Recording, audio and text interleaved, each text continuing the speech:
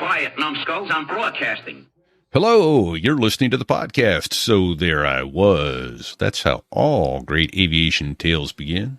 This is episode 72, Fig. A big bunch of friggin' balloons. Oh, yeah.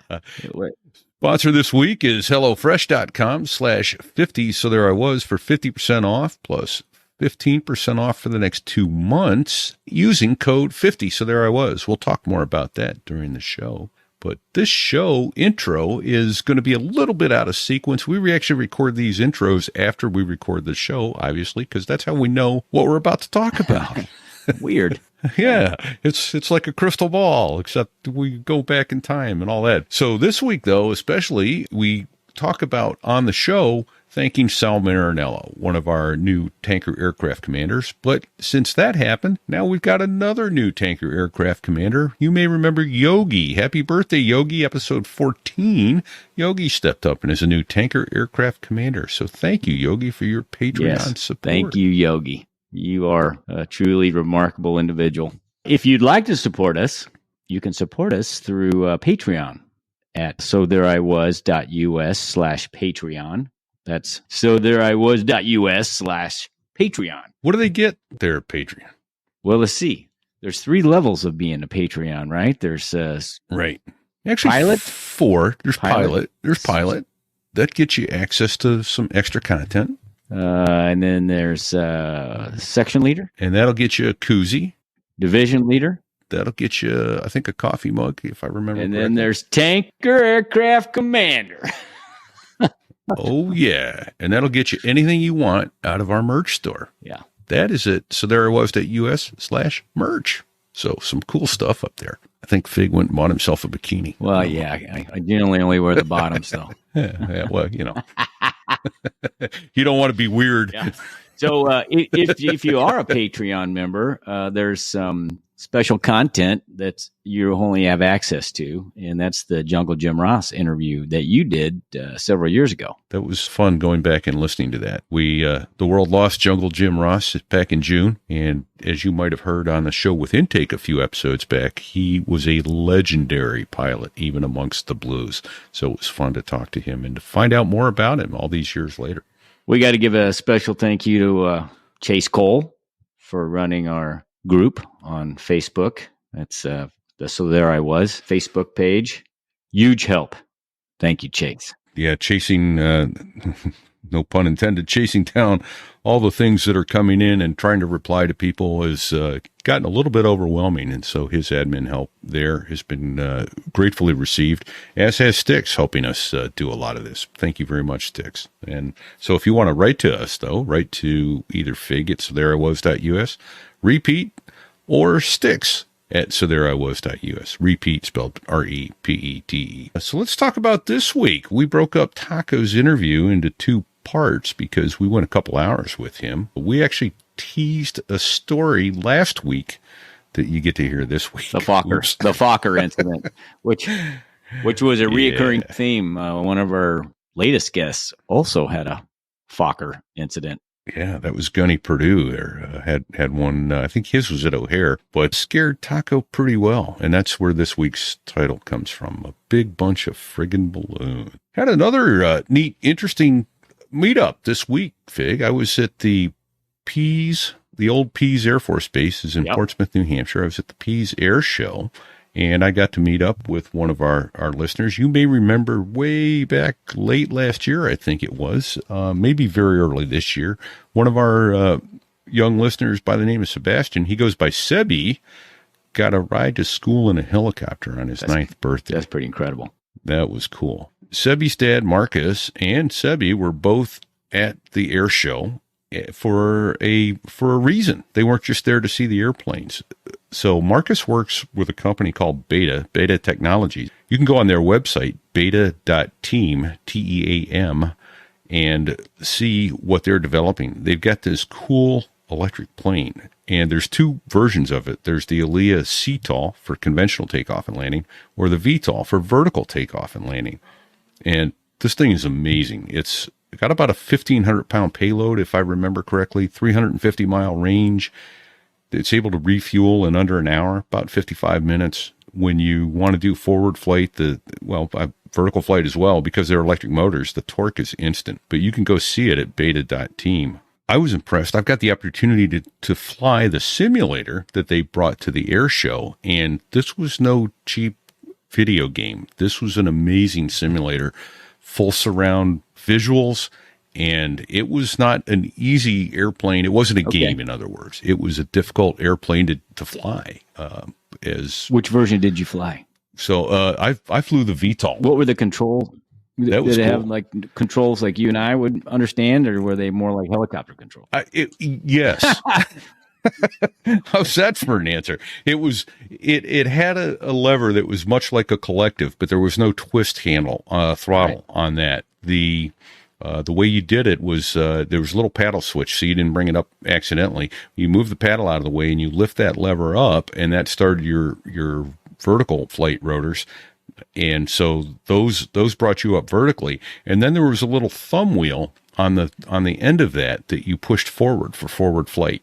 And so once you got to about 100 feet, you rolled that thumb wheel forward, and then you had a control stick for the left seat. It was for your left hand, and the right seat for your right hand. But you just pushed forward on the control stick for forward flight. And then once you were wing-borne, you pushing forward would lower the nose. Yeah. Trees get bigger, pull back. Standard trees get smaller. So conventional flight controls once you're going forward. Well, that's crazy. Yeah. So really amazing, well thought out. And they have, I think it's maybe United Technologies, but I forget the name of the company. My apologies, that is buying it for medical delivery. And it looks like UPS is getting on board to get some of their package deliveries. Well, that's pretty. Out in the big trunk airplanes come into, say, Burlington Airport, and then they use that to go out to the various small towns throughout Vermont, upstate New York, New Hampshire, that sort of thing. It's a pretty impressive setup. Yeah, they've just about to get certified. And so it was fun to fly it. So thank you for that, Marcus. And it was fun to meet both Marcus and Sebi, and to watch Sebi fly this thing like a little expert, a little disconcerting. Well, we got a feature aviator right there. Absolutely. So that was fun. What's next? Let's talk about Taco. Let's finish up his interview. He was a lot of fun to have. A lot of good energy, good stories. Taco is a great storyteller. You can say you can tell he's got experience behind the microphone telling stories, and he does a fantastic job at that. And his stories never, it's one of those interviews that I think you feel the same way. I kind of didn't want it to end because I know he has more stories, but at some point, 2 hours plus, we had to cut him off. Yeah, time to go. I had to go to bed. I was exhausted that night. I forget what I had done, but I'd been up a long time that day. So we started off with the 50th anniversary of Iwo Jima. He was there caving out there. Yeah, which is rare. Running around. For our listeners, you just don't get to do that. This is very rare. I think there's people only allowed there once a year, and that's just for the anniversary. I think you're right. Because it's hollow ground. I never did get to go there. So he did that. He found some P-51 wreckage out there, and he regrets not bringing it back, but it was the piece that he wanted was heavy, and so it got left. Then he talked about doing the Sky Ball for Medal of Honor recipients.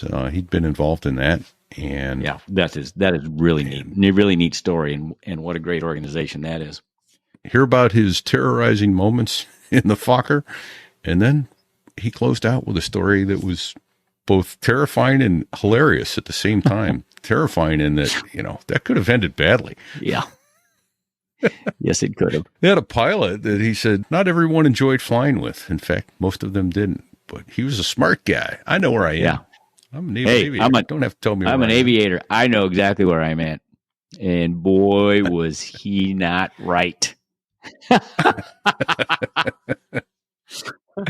I just wish he'd have gotten a picture of this. I know. one. I wish I could have seen the look on that dude's face. Right. This is how we close out the show. It's an amazing story. It almost defies credibility, but I believe it happened. But boy, you just kind of go, wow, really? Yeah. Let's just leave it at that because it's good. Let's get out of the way. And until next week, don't sit on the ejection seat handle.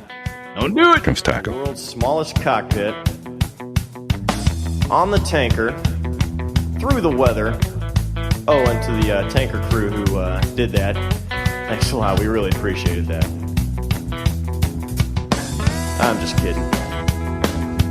No, I'm not.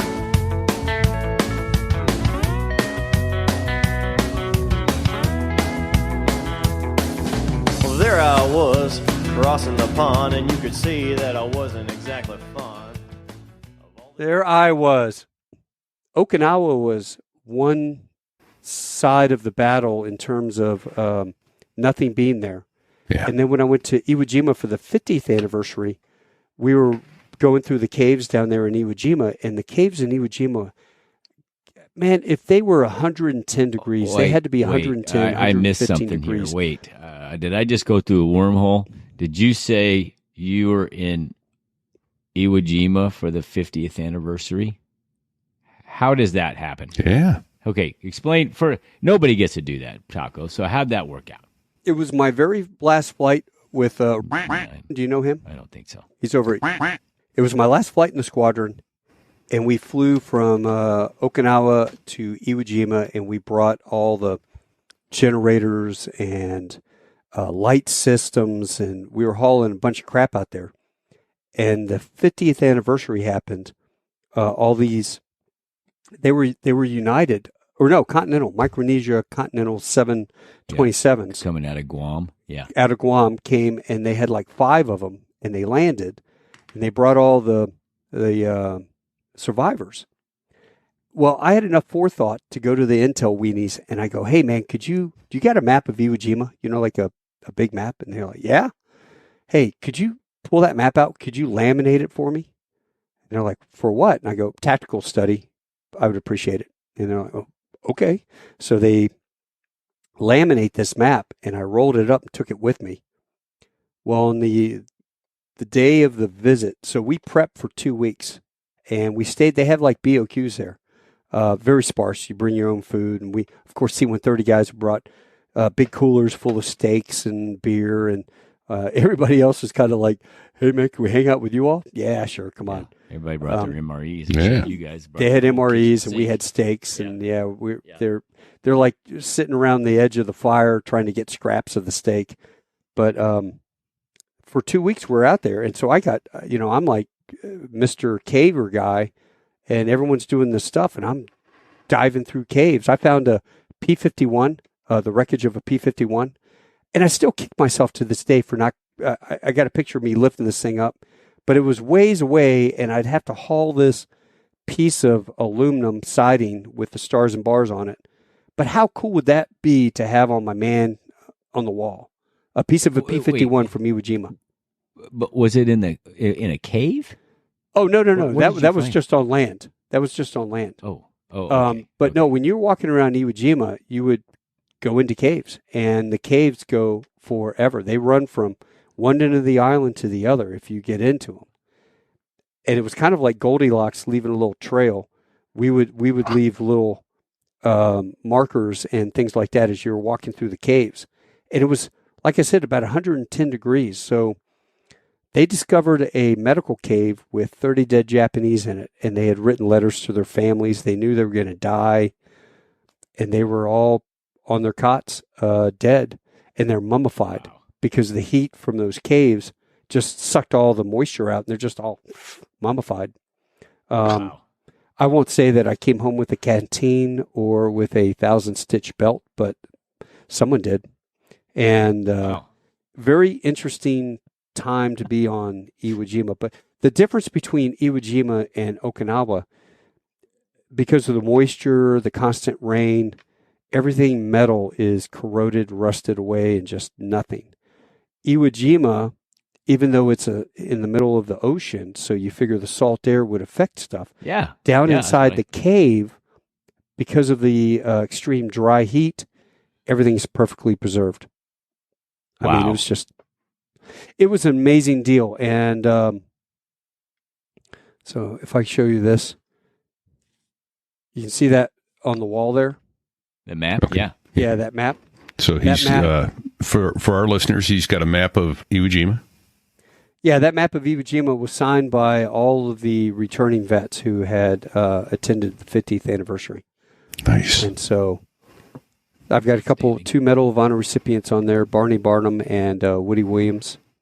I just got just a bunch of people. And they were like, hey, man, can I put down where I was wounded? And I'm like, no, just, if you could start right here, the organized line. What were they saying? Like, ow, my ass!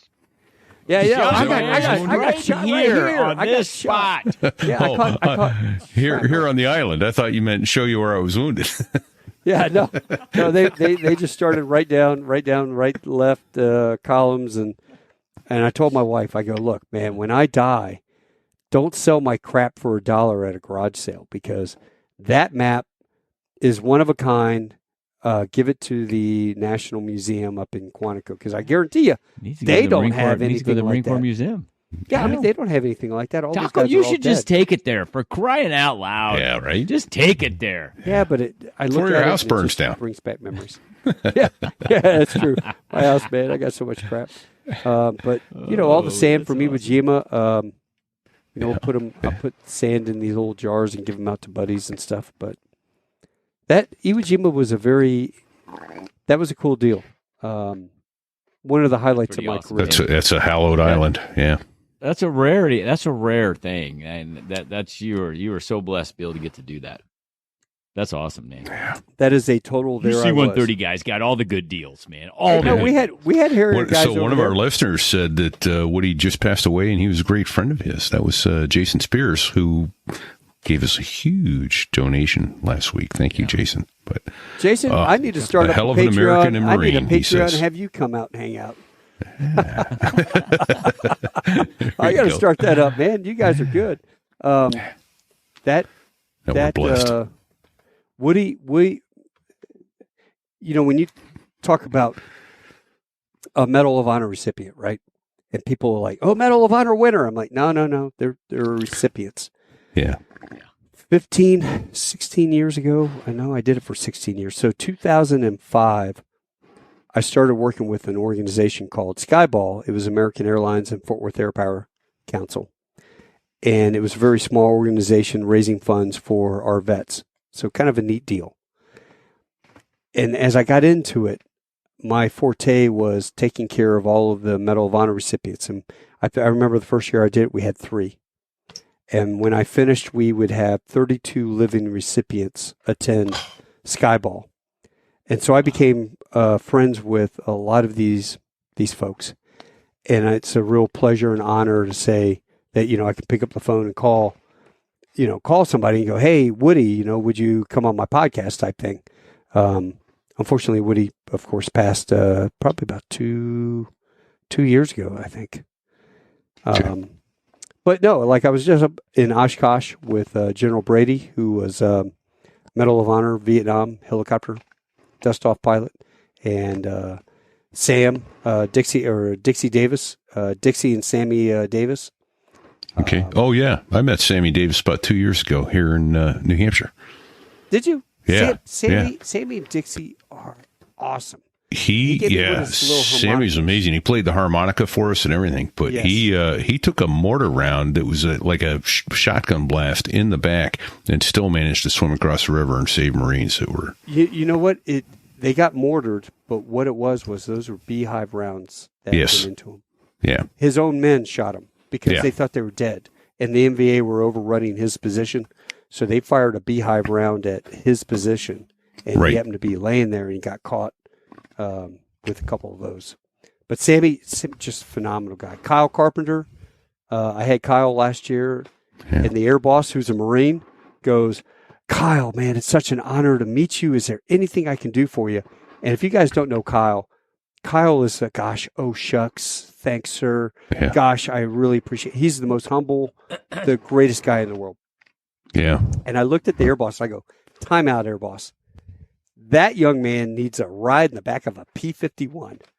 And he goes, Nice. Kyle, do you want to go ride in a P-51? Kyle's like, well, sir, if that's available, I want to turn it down. Hey, it's air boss. Hey, and we're talking the air boss at Oshkosh, right? So he picks up the phone, he calls somebody, and next thing you know, he turns to me and he goes, can you get Kyle over the Warbirds at 7 a.m. tomorrow morning? I'm like, on it, sir. So at 7 a.m. next morning, Kyle's in the back of a Bud Anderson's P-51 out there doing formation work and having a blast. Oh, So I've been blessed with, I feel like Forrest Gump. yeah. You know, I've met, It's you know, so funny you should say Forrest Gump. The segue on that is Sammy Davis is the man whose body is used in Forrest Gump when they're pinning the Medal of Honor on him. That's Sammy Davis, and they CGI'd Tom Hanks' head onto him. But that was how they had President Johnson putting the Medal of Honor on Forrest Gump. That was Sammy Davis standing there. Yeah, So, and you know they also aging. modeled him running back into the woods to go save his men Yeah, off of Sammy Davis and what he did, going back to go grab his guys and then swim them on a rubber bitch across the river.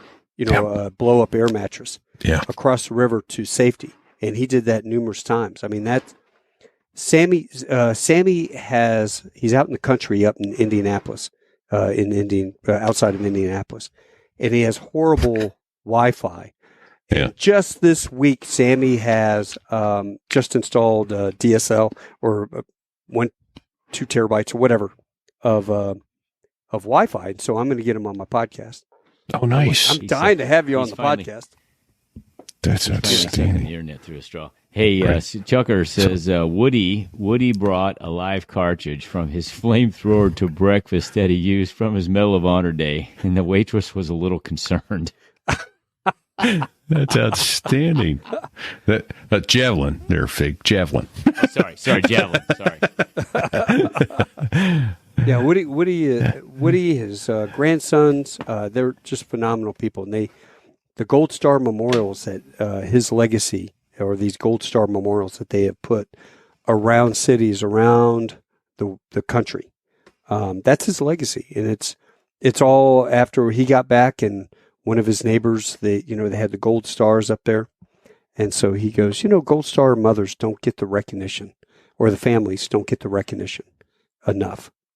And so they started building these monuments all around.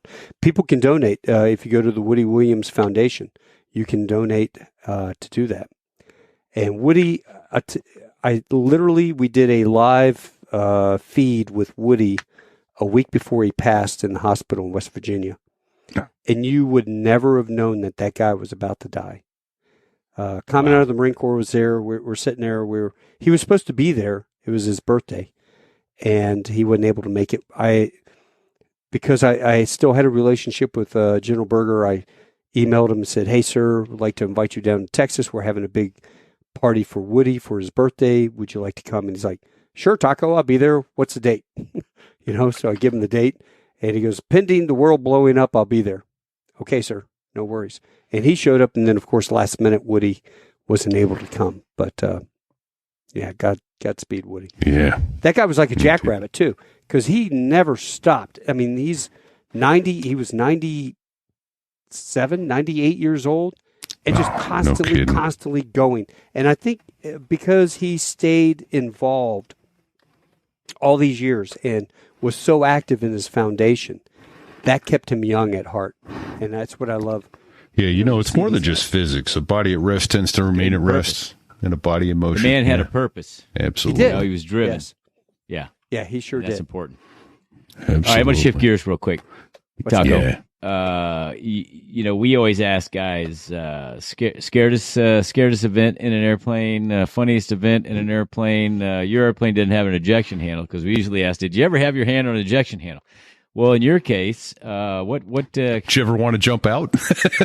Yeah, did you ever think, save a parachute for me, boys? The scariest time I've lost engines. We had the dreaded 3-engine approach or whatever. I lost the engine in my Cherokee 140 one night flying. That'll down get your Newbern, attention. and all the oil pissed out the bottom. That scared the shit out of me in a way. But I'll tell you, the one time that I almost shit myself was taken off out of LaGuardia in an F-100. I mean, literally, I almost lost my bowels. Oh, it's another F-100 story. Yeah. F-100 Fokker, the little Fokker. Yeah. Yeah. Yeah. Barbie Wait, jet. wait. Was that the big motorfoker or the little motorfoker? Little motorfoker. It was a Okay, little it's a little motorfoker. motorfoker. Okay, It was a little all right, get F-100. this right. Yeah, it was a Dutch airplane that held 100 passengers, and we called it the Barbie jet because it was always 2 pilots, 2 flight attendants, and it was like a little Barbie jet. And it was the best flying airplane in the fleet. It was an awesome airplane. The air brakes or speed brakes in the back were little clamshells that came out. But I took off out of LaGuardia, and it was maybe, wintertime. It was raining. Ceilings were about 400 feet, punch up into the goo. I'm hand flying. The guy's giving us vectors. Turn left, heading 350, Roger. And the captain's talking on the radios, and I'm hand flying this thing. And we're going through heavy rain. And, I mean, we're talking the rain is pelting the windshield so loud that you can hardly hear the radios or the other guy. And as I'm sitting there flying this, we get up higher and higher. We hit about 5,000 feet, and it's getting lighter and lighter. And that moment where you're just about to pop out. You're just about to emerge from the clouds, and there'll be the sun, and you're like, Hallelujah. Yeah. No. What's that? What's that song? I can see clearly now. Oh, there you go. The clouds have gone. Yeah. I can see all obstacles in my way. Well, I'm coming up, and I'm still on the instruments, mind you.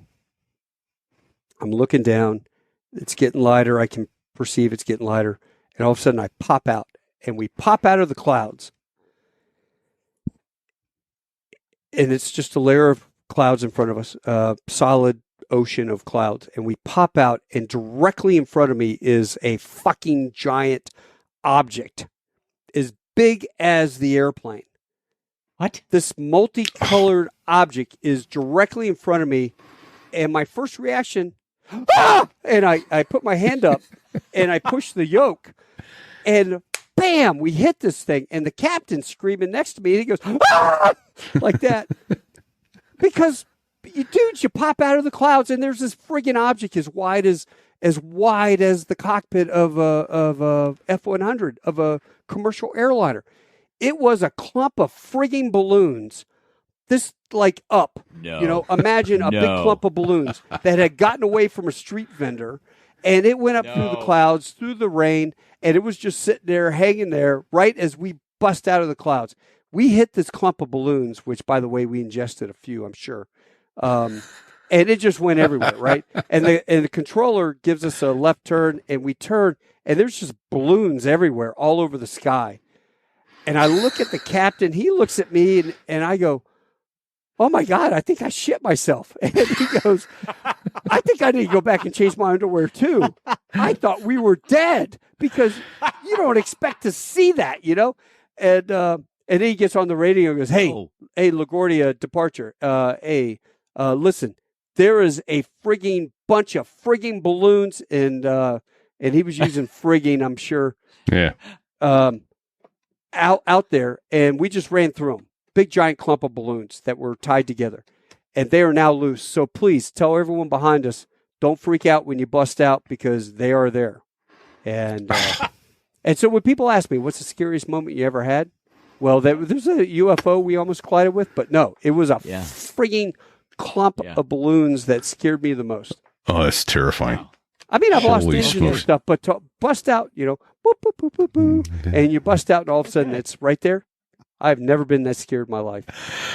Oh, you don't expect to see no that. time to move. No time to move. No, and then ding, ding, ding, ding, ding, ding. Yeah. Oh, what was that? Because I pushed the yoke forward, in negative G, and kind of launched the flight attendant in the back in her straps. Well, that's 2 possible show titles there. Or a bunch of friggin' balloons. Yeah, there I was, That's a good man. story. That's a good story. Dude, that's the scariest time I've ever had flying in an airplane. Listen, friends, I'm going to ask a favor of you here, and I wouldn't ask you to try this if it wasn't something I hadn't personally tried and think you're going to like too. We've all been there. Life gets hectic, and dinner time feels like a flight on a bumpy day. But here's the good news. You can kickstart a fresh fall routine with HelloFresh, the culinary co-pilot you've been dreaming of. Picture this. HelloFresh handles all the meal planning and shopping, delivering everything you need to cook up a tasty meal right at home. They do the hard part, and you get to take all the credit. It's like having a trusty co-pilot right there in the kitchen with you. And when it comes to options, HelloFresh believes more is more. Their menu boasts 40 recipes and over 100 add-on items to choose from every week. It's like having a menu as diverse as an international airport. Now, let's talk about time, because in a busy fall schedule, who has enough of it, right? With HelloFresh, you don't need to spend all evening in the kitchen. With quick and easy recipes and 15-minute meals, you can get a tasty dinner on the table faster than your flight lands at your destination. Recently, I was pressed to feed my kids, and I usually resort to taking them out. But then I remembered I had a HelloFresh meal waiting in the fridge, so I gave it a shot. You won't believe how satisfying it was to make something healthy and fresh right at home. It's as satisfying as landing smoothly after a turbulent flight. Now, here's the deal. Go to HelloFresh.com/50 so there I was and use the code 50 so there I was for 50% off plus 15% off for the next 2 months. Yes, you heard that right. 50% off plus 15% off for the next 2 months. So this fall, make mealtime a breeze with HelloFresh. America's #1 meal kit is here to ensure you enjoy delicious home-cooked meals without the hassle. That's HelloFresh.com/50 so there I was, and use the code 50 so there I was to get 50% off plus 15% off for the next 2 months. HelloFresh, America's #1 meal kit.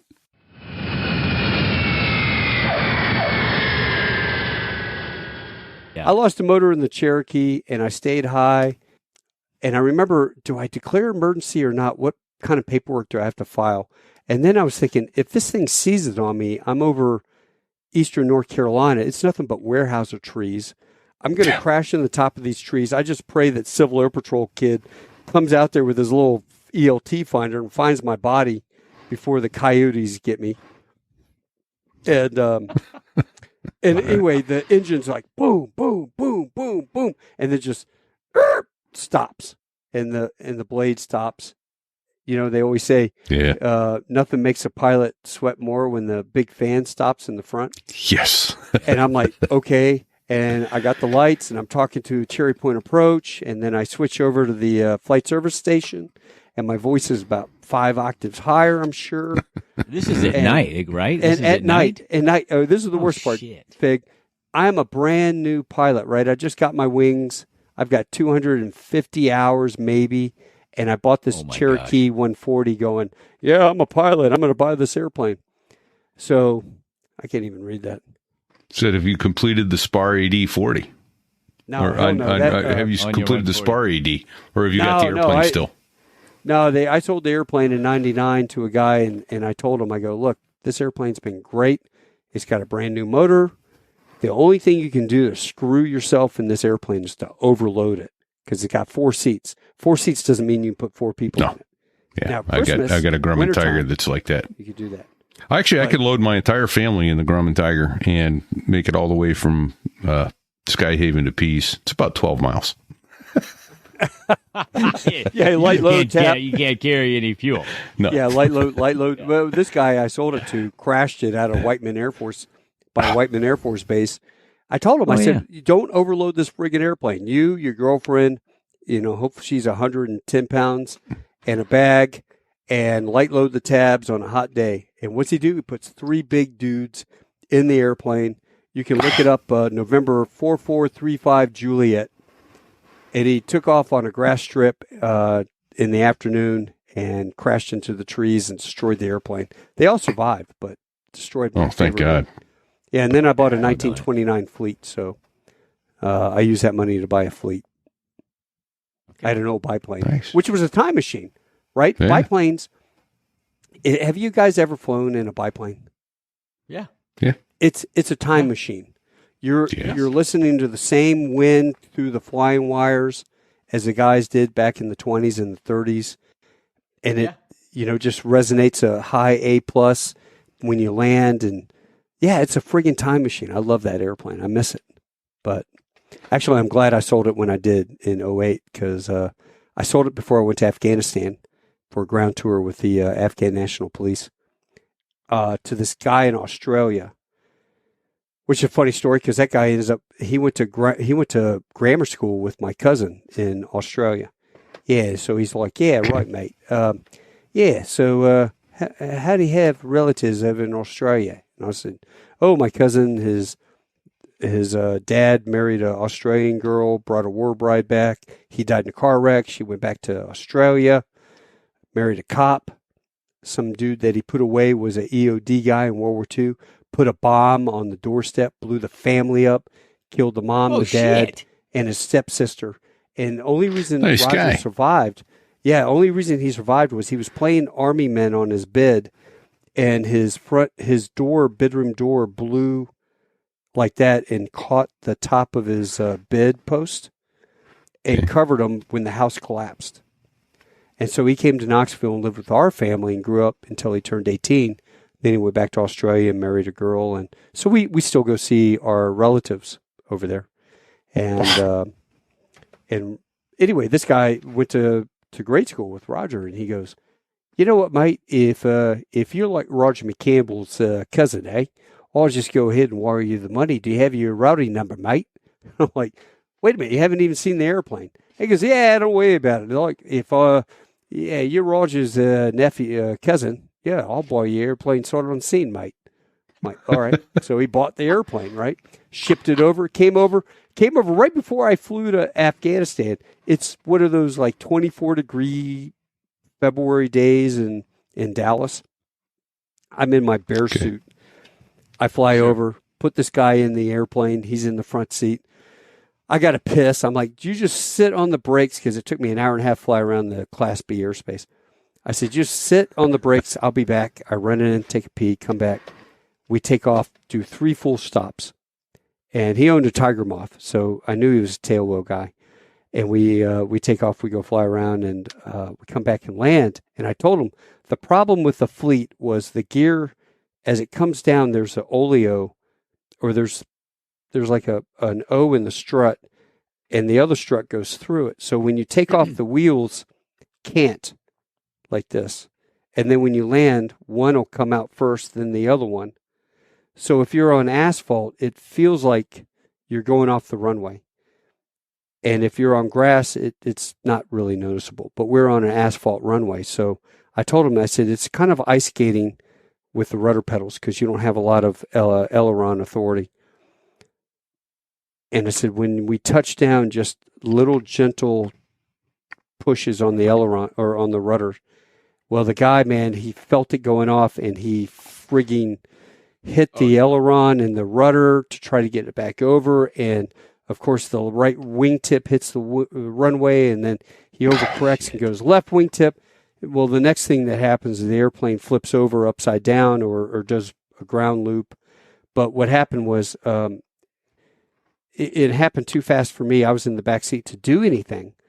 It went right wingtip, left wingtip, and as he dug the left wingtip in, the airplane spun and did a 180 on the runway. I flipped and switched the mag switches off. So as the airplane stopped, instead of going forward now and the blade hitting the pavement, the blade literally just stopped. And we stopped, and we got out, and I looked, and he skinned the wings. And I said, you know, mate, if you didn't like my airplane, I was going to give you the money back. But I got to tell you right now, you bought my fucking airplane, mate. And he's like, yeah, no worries, mate. Yeah, I got to take the wings off, right? Ship it back. So I'll just fix the wings up, and poof, off we go. Actually, I don't think I said it. I said you bought my airplane. I don't think I used the F word. Sorry about that. And he is a great pilot, and it just is muscle memory. You know, when you're flying an airplane and you feel it doing something, your muscle memory is to do a counter correction. You're not used to it. And sure. to his credit, you know, it could have been a lot worse. But no, he fixed the airplane up. He's flying it down in Australia. He's winning all the awards for the best looking 1929 Fleet 2 biplane in Australia, mate. Cool. Yeah. Yeah. So like, how about that, mate? Yeah, how about that, mate? Yeah, good on you, right? Yeah. So like, yeah, I'll just borrow your airplane, mate. Nah, they're all good. Good people. What else you want to talk about? What else can I? Outstanding. What else can I bullshit for? I mean, we've been going for an hour and 40 minutes. Yeah. What else don't can I know, tell you? Pete, what do you think? I don't Well, know. let's see. I know Well, he's had a long day. Hitting the balloons. That was terrifying. Oh man. Let's see. It was, That balloon All right, thing so, was, I got to swear to God, was the scariest thing I've ever had. Sounds So benign. you kind of alluded to this. Flying the KC-130, you got knuckleheads like us coming up to refuel, and every once in a while somebody, Does some rips their stupid, probe like, off, or runs- rips your basket drive- off. either rips their probe off or takes your hose. So what can you tell us about that? I mean, what has happened to you? Yeah, it's I've come you back- guys are I've come sitting back to ducks Cherokee. if you get hit. So You know what? C-130s were always like your home base. They say you're home base, but I sat there once with a buddy of mine. I had my little daytimer, week at a glance. I've been doing that. I have 30 years worth of week at a glance in my closet. I could tell you what I did, and that used to drive my roommates crazy because they would do the phone bill and they go, "Oh, this crazy phone call for 30 minutes must have been Taco." And I'm like, "No, it wasn't. I was in Rota, Spain, bitch. That ain't my phone call," because I could look it up and go, "I was in Rota, Spain that week." So, and that How do really you worked know? out. Yeah, that worked out. That worked out really well when I had my my ex-girlfriend. I've got a love child out there, and we had to go to court and stuff. And she claimed all this stuff, and I go, "No, we did not date for 8 months, and I did not leave you at 8.5 months before the child was born. I can show you in my daytimer where we only dated for 2 months, and that was it." You were crazy, psycho. I broke up with you. And then 2 years, 3 years later, I get an email going, "Oh, by the way, I want child support." So that was kind of crazy. But what was I talking about? Now, I can say this. Some of the most spectacular flying I've ever personally witnessed was done by that man behind a KC-130. I saw a octaflugeron around the basket. What? And it's yes, I don't know how. I don't know. I just wasn't me. don't No know. one saw me. You can't prove a thing. At one point, I thought, "Oh shit, this is going to go bad," because it's like the hose was half wrapped around the probe, and he went and with the basket was behind him, and somehow he unwound it, and in the process of unwinding that thing, did an octaflugeron around it, so he totally fell out completely unscathed, and then plunged. stabilized and went boop, put it right back in, and I'm sitting up there, in the high cover watching, going, "What the fuck just happened?" Yeah, you know what? We were all at Cherry Point. I was there 91 to 94. Yeah. So we were all there at the same time, right? Yeah. Yeah. I was there. It was cocaine. No. These are all, can you see that? Okay, he's holding up a triangle. Looks like arrowheads or something. Almost, Yeah, but, no, they're prehistoric shark's teeth. Nice. And what nobody knows is that these things are laying all, that whole area of the Neuse River was a breeding ground for sharks back in the day, right? Millions of years ago. These are all sharks. Look how big that damn thing is. Yeah, These are all shark's teeth from Cherry Point that, we were walking along the beach. And I just happen to have them in my drawer, man. there you go. Trivial Pursuit. Yeah, they're all old teeth. Okay, now one more piece of trivia. Who remembers the bartender's name at the Dirty Shame? Debbie. Oh, nice try. No, was Connie. She was a Filipino. It was girl. Connie. Filipino girl. No, that was her. That was the other one. There were two of them, but Connie was the main one and the manager. And I only know that because my wife and Kathy Miakovich was her best friend. Connie was Kathy's older sister. You know, I got one story. Oh boy, here we go. I walk into the bathroom to go take a piss, and General, what's his name, comes over here to the right of me. The chief of staff is over to the left of me. And I'm sitting there pissing, and I look over to the right, and it's the general. And I look over to the left, it's the colonel, it's the chief of staff. And I'm pissing. I'm in the middle stall, and they're on left or right. And the friggin' colonel rips this big, giant, wet fart. No, Keep the talking, general, Colonel. We'll find you. Yeah, the general rips this big ass fart, and the chief of staff has got his head up against the wall, and he's pissing, and the general goes, "Hey, Bob, it's your wife. Telephone, it's your wife. She's got bad breath." And so I start laughing, and they're like, "Hey, God. Lieutenant, what's so funny?" I'm like, "Nothing, sir. I'm done." Nothing, sir. No. Oh, boy. I had a funny thought. Yeah, I had a thought. Man, I hadn't thought about that in Oh, years. how the mighty have fallen. Oh, geez. Well, Yeah. Gee, there go the honey, ratings. got bad breath. Thanks, Taco. Thanks a lot, Taco yeah. Bell, Yeah, you son of a bitch. Indeed. Well, you know what? Indeed. Thanks a lot, Taco. And Taco, thanks a lot. Thank you for your service. Thanks for joining us. We really Yeah, man. appreciate Thanks for your service, Taco. It's Yeah, you guys are worth it, right? You guys are worth it. And the pointy nose guys protected us. Can I tell you one story? one last one. Then we got to land the plane. All right. Please do. Please All right. tell I the got story. this guy. His name was Major B. I won't say his name. All right. And Major B was the biggest douche that nobody liked flying with. All And right. so the first Gulf War guys, they go over there and they're doing their deal. And were you guys over there in the first Gulf War? Oh, Well, he brings that so- up again. Funny you Do it- bring that up. So VMA 223 sat in Cherry Point and watched the whole damn thing on CNN. CNN. Yeah. Well, Major B is over there, and they're on the border of Iran and Iraq, and they're doing air refueling. MCON air refueling, which to your viewers is a guy sitting in the back, and he's got this little light, green, flash a green or red or yellow or something to the jet that's coming up asking to get gassed. And so no communications at all. And so he calls and he goes, "Hey, sir, we got a F-14 coming up on the starboard side." Well, I'm sorry. Let me back up. Before that, they're sitting there flying, and the navigator goes, "Hey, sir, you need to come right. We keep getting blown by the winds. You need to come left on this heading umpty frats." So after about 2 or 3 of these, "Hey, sir, you got to come left." He turns around and goes, "Hey, do you see these goddamn wings?" And the sergeant's like, "Yes, sir." And he goes, "I'm a goddamn naval aviator. I know how to fly a friggin' airplane." He goes, "Okay, sir." So he turns the radar off. It's like, fuck you. A horrible crew coordination. And the airplane's doing the loops, and the wind's blowing it and blows it over.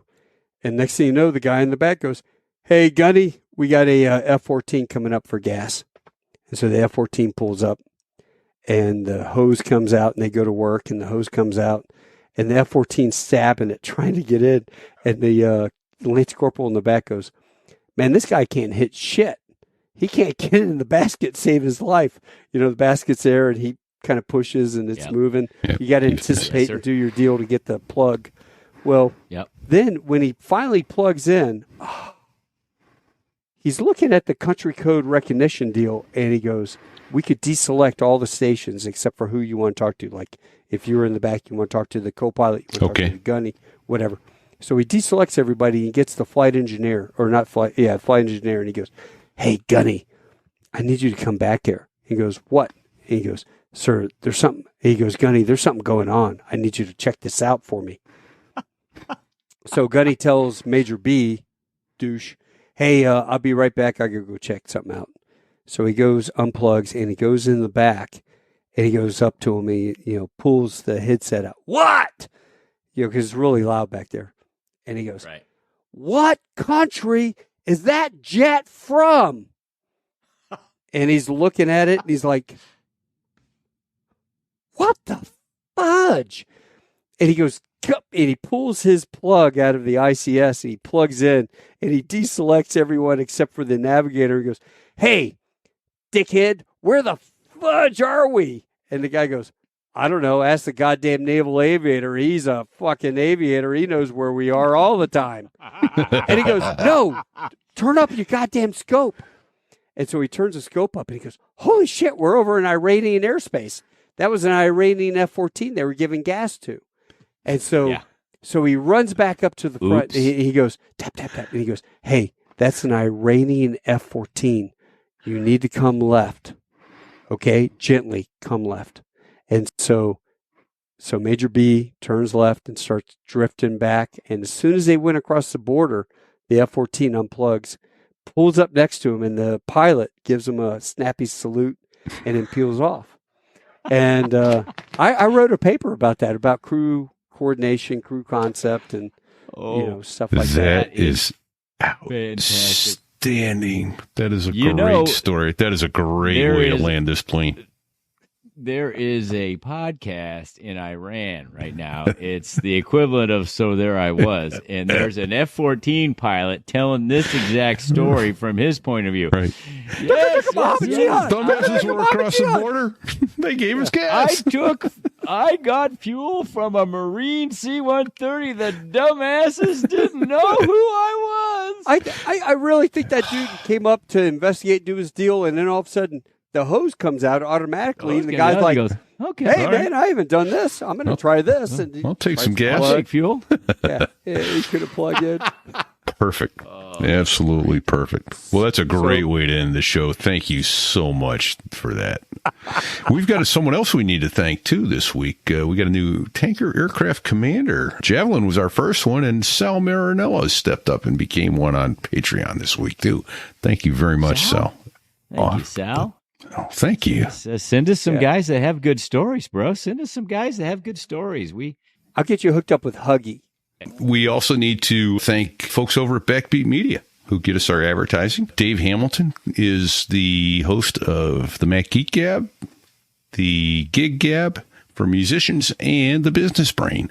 So thank you, Dave. We appreciate all your help over there. Thank you, Dave. Brad Silcott lets us use some of his photos. I don't have one up behind me right now, but I've used some throughout the show and on our website over at bdsaviationphotography.com. Thank you very much. Much appreciated. Fig, if someone wants some of the cool merch, like, say, I don't know, like a drinking glass or a hat or a bikini, where might one go? Well, you could go to sothereiwas.us/merch. And you could wear a bikini bottom like I'm wearing right now that you just can't see. TMI.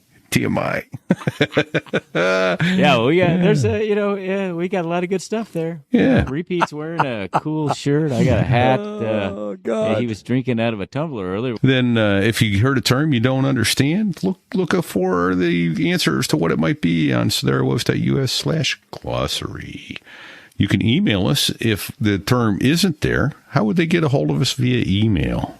Well, you can reach out to Fig at sothereiwas.us, repeat at sothereiwas.us. If you really want to talk to the smart guy, it's Sticks at sothereiwas.us. Absolutely. He's been a huge help. Send us your photos of where you're listening to the show. We've got a few. We're going to get them up on Facebook, on the Facebook page, facebook.com/sothereiwas.us. We'll get some photos up there. Come join the page there. Tell us a story. We had a guy who was at a squadron that brought the Blue Angels jets in, the very first F-18s, Blue Angels F-18s. They got them from his squadron, painted them blue, and brought them there. That story's up on our Facebook page. Then a couple other people we need to thank, Fig. They're there. Well, that is the music of the two Air Force F-16 pilots that made the Air Force sound good. That is the Dos Gringos. Both of them. Dos Gringos. Listen to them. Awesome music. Awesome music. It is indeed. And they've come on the show with us. Got to have them back.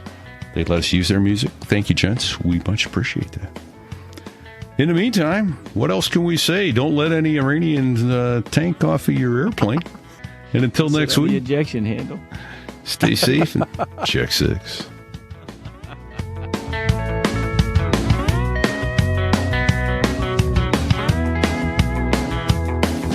Well, there I was, crossing the pond, and you could see that I wasn't exactly fond of all the shit I was wearing on that day. Now an F-16 is cramped enough, but it's even worse with all that stuff supposed to save your life. But we knew there was no way. 'Cause when you're going down the North Atlantic, man, it's over. That's what he said. It's over. That boy is a P-I-G pig.